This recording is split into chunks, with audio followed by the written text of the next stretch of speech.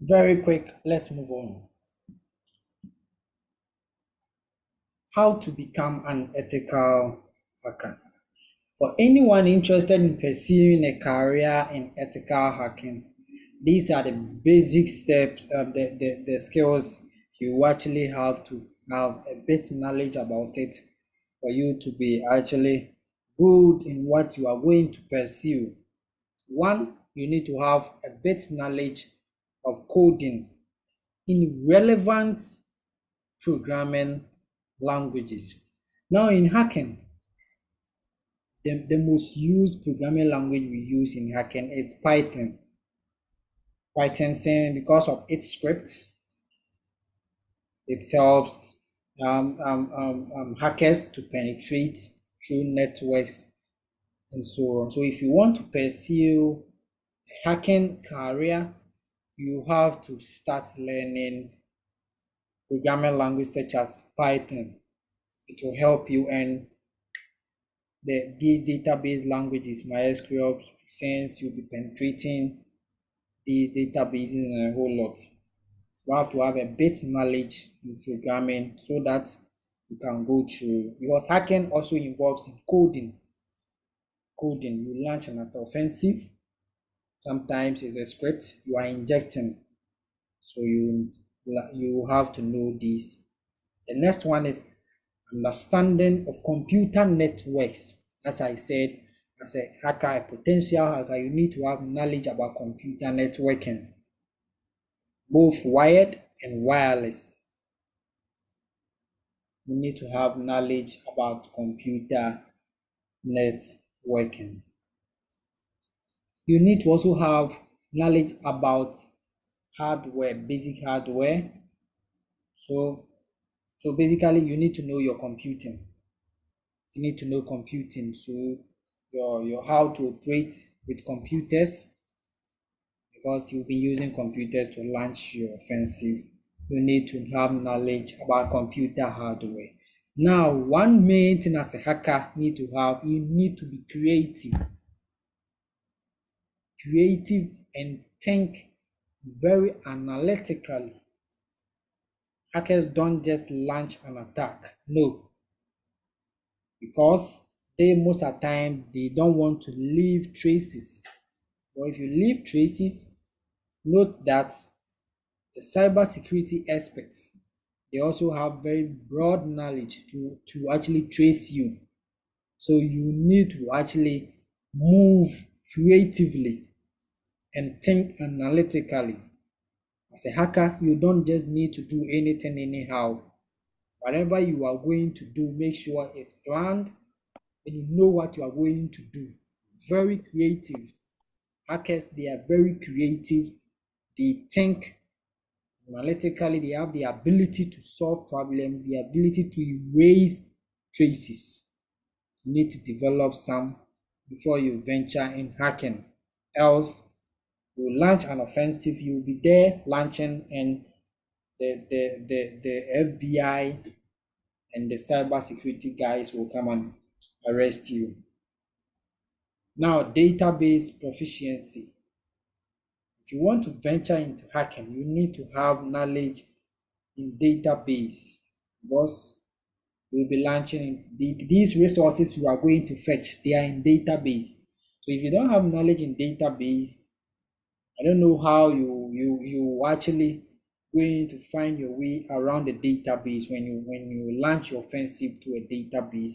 But you need to inject scripts to these MySQL languages. You know, MySQL is a scripting language.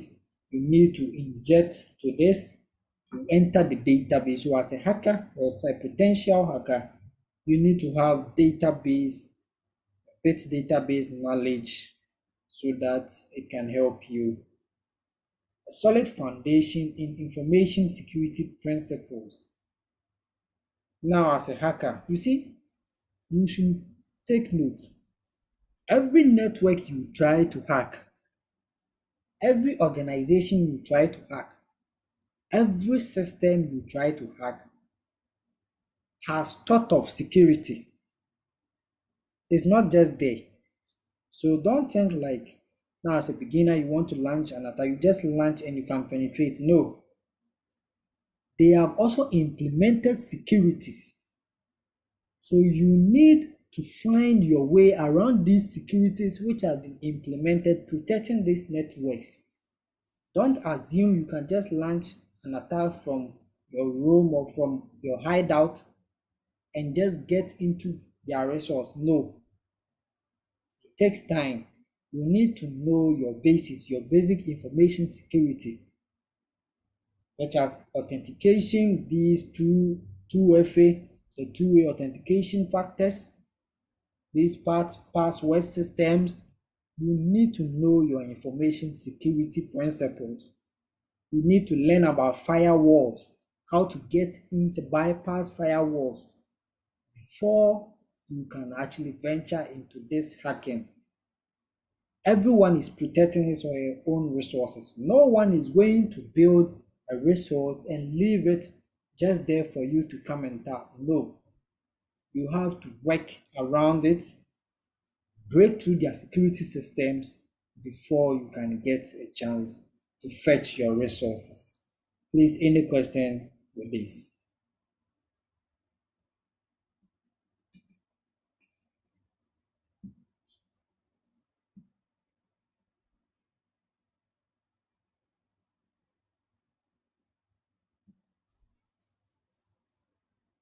We have 6 standard or industry standard ethical hacking processes you will go through.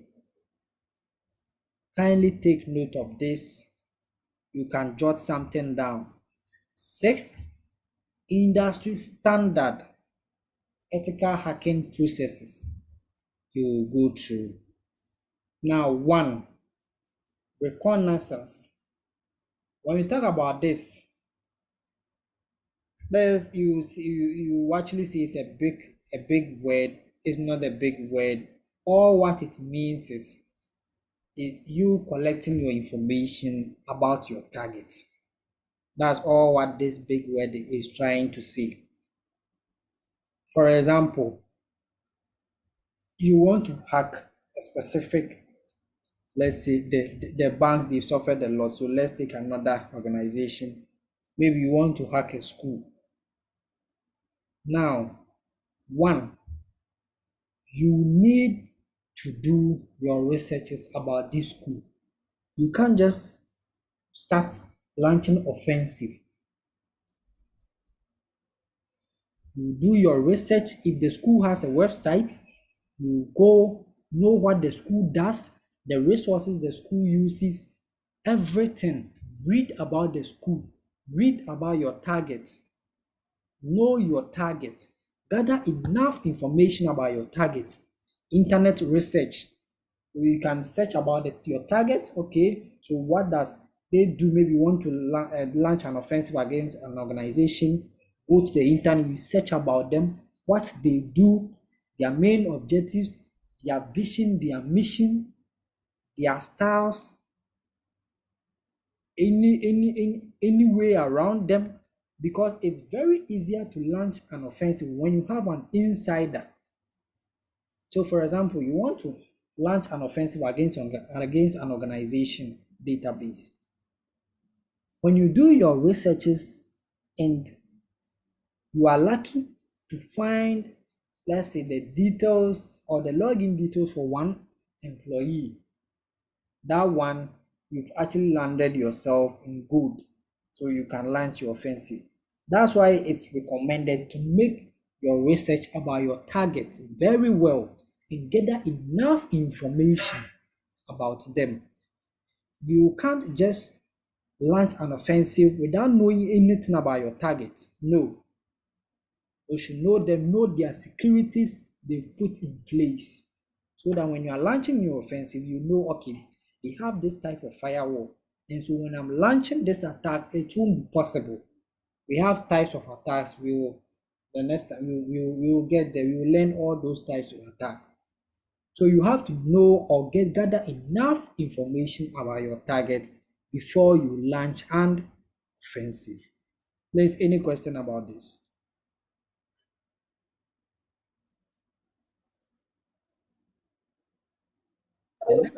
I have a question. Yes, that's So, with respect to what you just explained, the reconnaissance, I'm seeing something like social engineering. For that one, is it also a requirement for ethical hacking? which one? I want, Social engineering. I want to know whether social engineering is also like, Ye- is it something that you have to have as an ethical hacker? Yes, because in social engineering, it's about you. It's all about the information you are gathering. Social engineering. So you go to these various social media network that you ask around. So not you won't just limit yourself to their website and internet. So in an it's in fact this reconnaissance is about hacking itself. It's not just even limited to ethical hacking. We've put the ethical hacking on top because we are going to study the ethical hacking. It's about hacking itself. Every hacker, whether a white hat, gray or black, you have to do your information searching, social engineering, internet research, then the website. You can even make friends with your targets. If it's an organization, make friends with your target employee. All these you are doing all these to get an access to their system. So you can actually use a centralized planning in an attempt to manage social change or regulate future development in a society. So, for example, you find an employee working in your target company. Using social engineering, you can be friends with them. Yes, you can be friends with them, start to know more about them, start to question him more. Obviously, you get more much information you will need, and you are off to go. So this you need it in hacking in general. You need to do research or gather enough information about your target because you have to know the thing you are going to attack first before you even launch an attack. The second one is environmental scanning. Right. In fact, they are saying during this second scanning stage, or phase, the hacker moves from passive to active information gathering by looking for ways to infiltrate the network and bypass the intrusion detection systems in place. Now, when you move to the first one, when you are gathering the information from websites, social engineering, internet research, that one is passive information. That one is not a direct. That one you are around it, around the target, and you are still gathering it. So those of us who have watched hacking movies, when they want to hack someone or an organization, they start researching about them, knowing more about them, studying their things, their future, their security features. Now then immediately they are done with the first one, the second one moves in.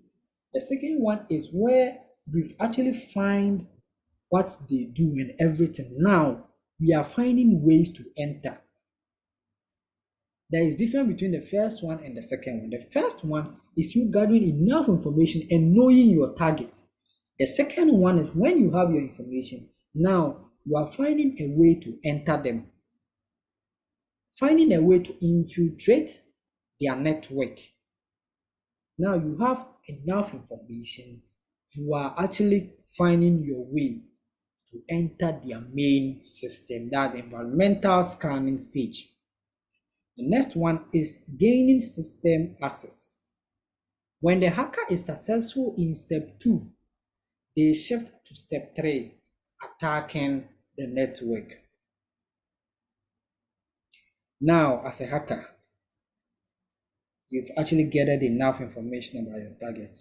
Now you move to the second stage where you know what to target. Now you've seen that they have a vulnerable database somewhere. So that's your second target, your second stage, environmental scan. Now you are going to launch an attack to that vulnerable, though they have a lot of features, but you've seen that a specific database you are using is very vulnerable to your attack. Hence, you are going to launch your attack to that. That's where you start to gain access to their system. You launch your offensive because this time you know where you are going. You are going to attack a database. Right, maintaining system access. In fact, the hackers, as I told you, hackers are very intelligent people. They just don't do anything anyhow. You realize once they get access to the system, they maintain the system access. So they've been able to enter the bank's database. Now they know the amount of money, total amount of assets the bank have. That's the day one. Day two, they start to plan down. So they've not logged out. They are still in the system. They have access. They maintain the access and stick around. Now they've breached the network. They are still inside there, finding gathering for enough information inside there. So they are in their same system with the bank tellers and the bank server. They know the amount of transaction that's being done each day. They can be with you for about a week. You never know. They know what you are doing. Then one day you find out the money is gone. Hackers, they just when they enter, they just don't take it out at once. No, they enter, they take their time and stay there for a while. The reason why we are saying they are very intelligent people, sometimes they know that you have a counter attack there where he or she is being monitoring the system. So when they get the instant access, they don't act. They stay around for a while to study how your operations goes. So they stay. So maybe they entered your system on Sunday. They are not going to take anything on Sunday. Now they know Sunday you guys you don't work, so they are not going to take. They will start studying from Monday. Monday you come to work. They will start studying you guys Tuesday, Wednesday, Thursday.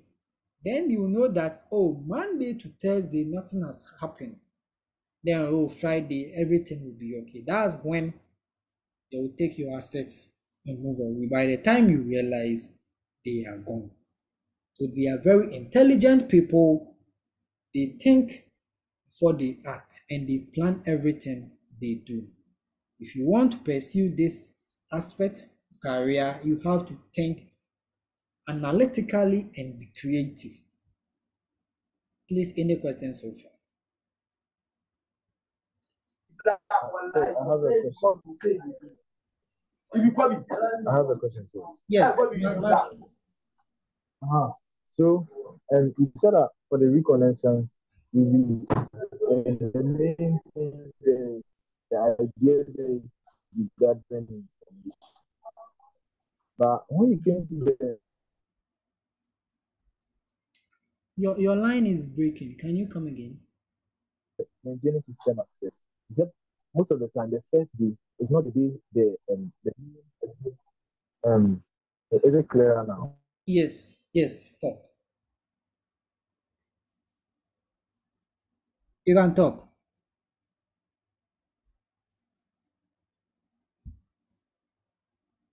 Matthew, are you still there?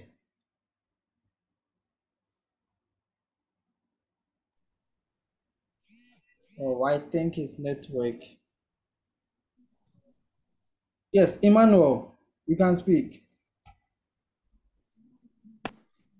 Sir, please, I wanted to ask that with the reconnaissance part, the Mhm. social engineering uh, section, like, can it only be done through like friendly means with, say, a person who works at the company you went to, like, or at the place you want to have, or can also be done through like forceful means?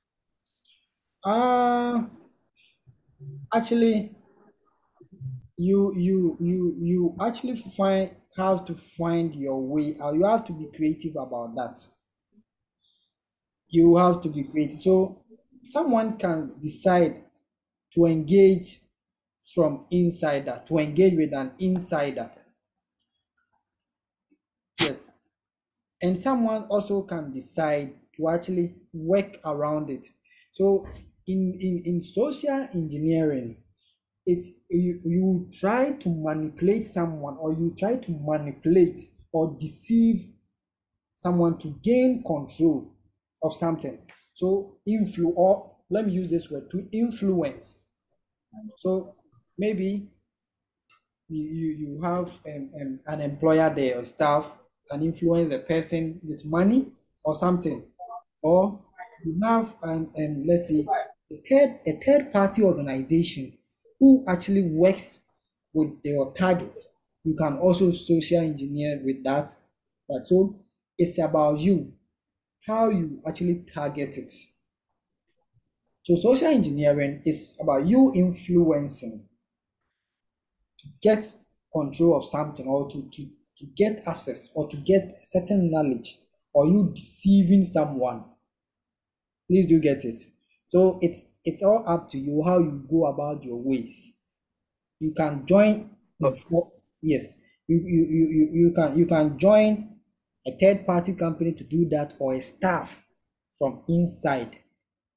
Now maybe you will try to make friends, or you try to manipulate, you try to deceive, yes, just to get a bit information about your targets.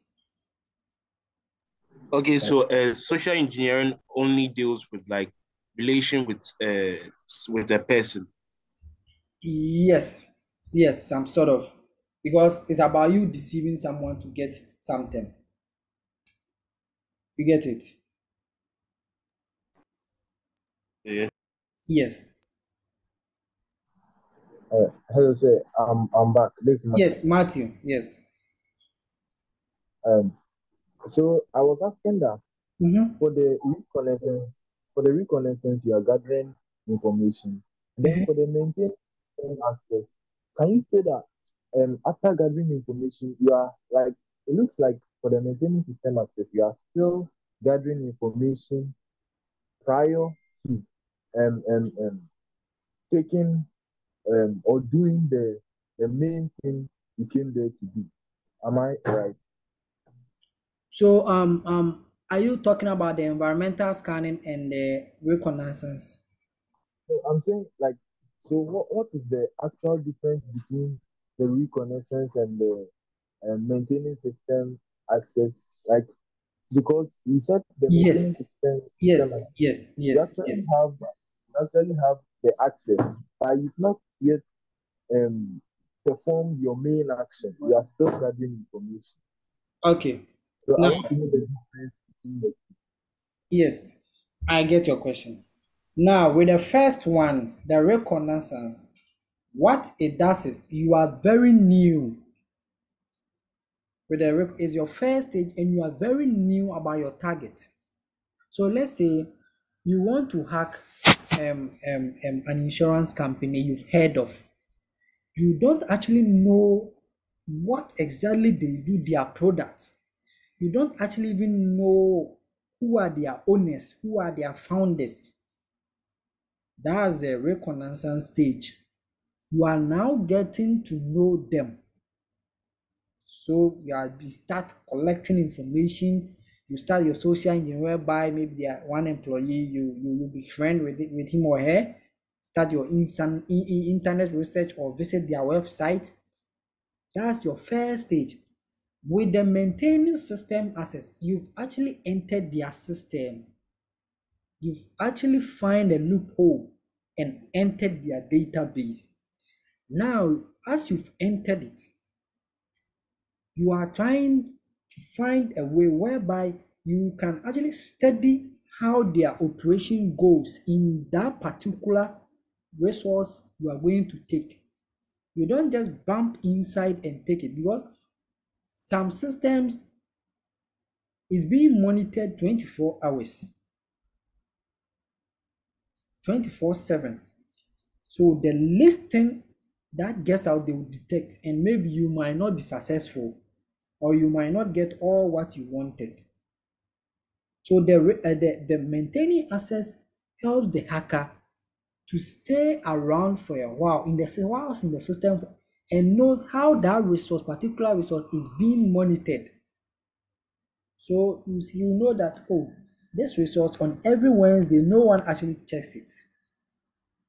Okay, so this resource, it means Monday to Tuesday and Thursday to Friday is being monitored 24/7, but on Wednesdays, no one checks it. There, the hacker will be confident that on Wednesday, going to take any resource he or she wants, and he will take it on Wednesday without anyone realizing it. And on the Thursday, they'll maybe see that no, something is wrong. You get it now? Yes, sir, I get it. Yes. Please, any question? Now, the fifth point is, Okay, so I have a question. yes, Gabriel. I have a question. Please, from the previous slide, yeah, I think point number 4, you said that it takes 28 days for the security to detect a breach. Yeah. So what if the hacker attacks within or maybe before the 228 days? Will the security engineers be able to detect the breach within that time, or they still have to wait? Okay, so the 22, let me show the page he's talking about. This one. Okay. So he's talking about here, given that it takes on average, so listen very carefully, given that it takes on average, so it's not necessarily on 22 days, on the average, that they are just doing speculations here. So someone can just decide to take, let's say, 1 week, but they are saying on the average. Please do get it. So it depends on the hacker's swift movement. Some hackers, they are very fast. They will just take 2 weeks to do whatever they want to do. Then they will take their resource away. So it depends. That's why you are being advised to be more creative and think analytically upon what you are going to do. Please do get it now. Yes, please, yeah, right. Okay. Now let's finish it with the last two then. Now, the fifth point here is clearing evidence of the breach. This one is a very important step for every hacker. After you break into their systems, it is important to clear every evidence, because the cybersecurity guys will come after you. The FBI guys will come after you. You'll be in your corner, then they will come and take you to jail. As a hacker, you need to be creative, fast, swift in your movement, and think analytically. So that's why when they get access to the system, they don't just take it and go away on the spot. No. They get access to the system, they take their time, study every movement, so that when they are actually launching an offensive, they are taking the resources. It will take you by surprise. By the time the organization realizes, it is far gone, there will be no trace. So as a hacker, you need to practice the habit of clearing your evidence of breach. Okay, now the sixth point is not necessarily needed. It's only for ethical hackers. Now, as an ethical hacker, when you are done with all these, you have to provide final reports on what you found about your organization, because it's your organization you are breaching, you are testing. So you provide a report for your organization. Then your life cycle has ended and you start a new one. Please, any question? The class has ended. Any question?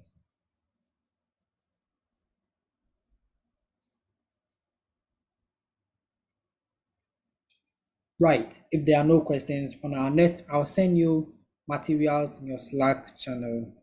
Do well to read them. And on our next meet, okay, okay. Please, Yes, let's. so for this course, the applications or the tools we'll be using, um, may I ask when you'll be receiving them? Yes. So Maybe the applications or the stuff you'll be using. yes, in the course of the week, so be checking your Slack channel. I'll be posting a lot of things there, including the apps and the steps to install them. So be checking there from, right? Okay, okay. Sure. Okay. Thank you very much for joining today's class. I'll actually upload the recordings for you. Then the club will post it in your Slack channels for you. Thank you for today's class.